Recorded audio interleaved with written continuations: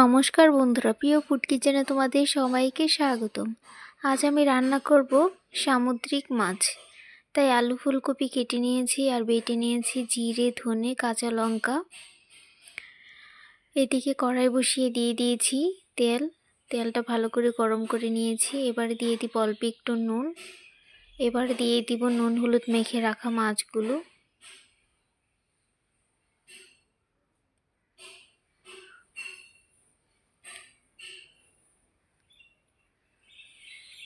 মাছগুলো এবার লালচে করে ভেজে নিব। এই মাছগুলোতে প্রচণ্ড পরিমাণে কাঁটা থাকে, তাই ভালো করে ভেজে নিবে, তাহলে আর কাঁটা লাগবে না।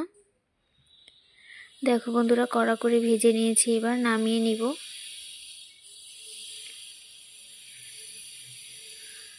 এবার এই তেলেই ফুলকপিগুলো ভেজে নিব।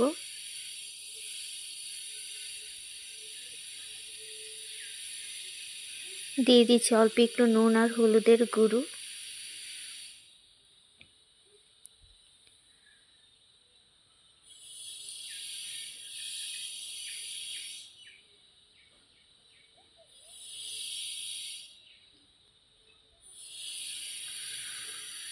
ফুলকপিগুলো হালকা করে ভেজে নিয়েছি, এবার তুলে নিব।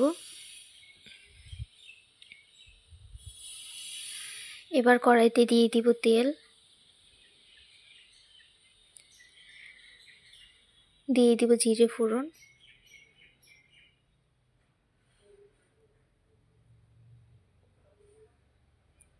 দিয়ে দিব কেটে রাখা আলুগুলো।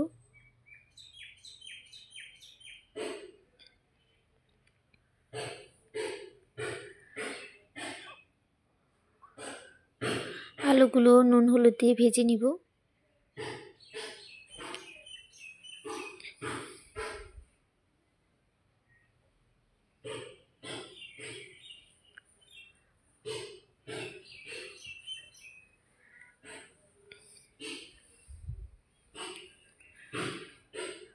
আলুগুলো ভালো করে ভেজে নিয়েছি, এবারে দিয়ে দিচ্ছি ফুলকপিগুলো। ফুলকপিগুলো আলুর সাথে আবার ভালো করে ভেজে নিব।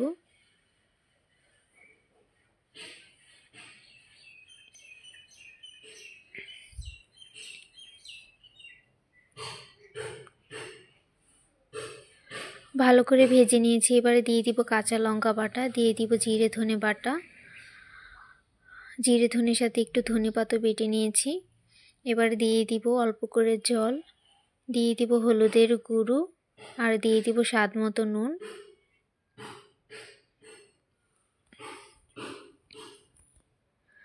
এবার ভালো করে কষিয়ে নিব।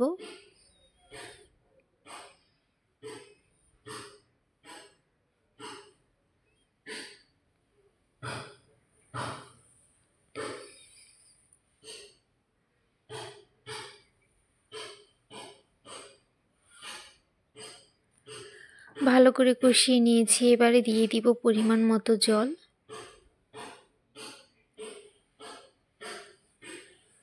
জল দিয়ে এবার ঢাকা দিয়ে দিব।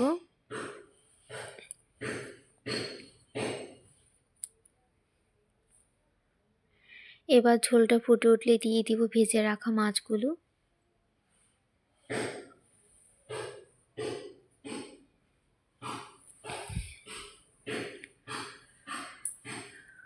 মাছগুলো দিয়ে আবার ঢাকা দিয়ে দিব।